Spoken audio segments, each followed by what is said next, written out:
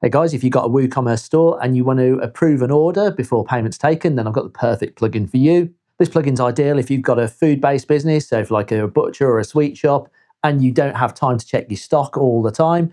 If someone puts in an order, you can have a quick look in the store, go, is it in, yes or no? If it's not available, it won't take the payment from the customer, or if you do have stock, you'll be able to take the payment. I'm just going to show you now how to quickly set up the plugin, and it takes a few minutes and you'll be up and running. To get the plugin, just go to WooCommerce and you'll see order approval for WooCommerce. It's this one, so you can buy it, fill in your details. And then you can download the plugin from them, which is this one. Next, we're going to go to plugins, add plugin,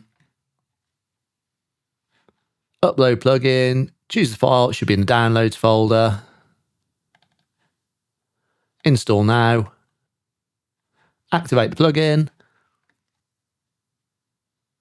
Once the plugin's installed, go over to WooCommerce and then go down to order approval. And this is where we can set all the different rules.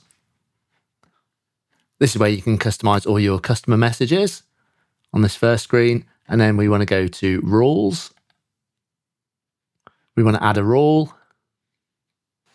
Always give it a rule so you know what it is. In this case, it's going to be awaiting approval. Firstly, it allows you to pay and wait for approval, so it takes the money up front and then you can approve it manually. But in this case, as it's for a food-based product, we're going to wait for approval and pay because we don't want to charge the customer and then have to refund them. You can set your user roles of who can use this role.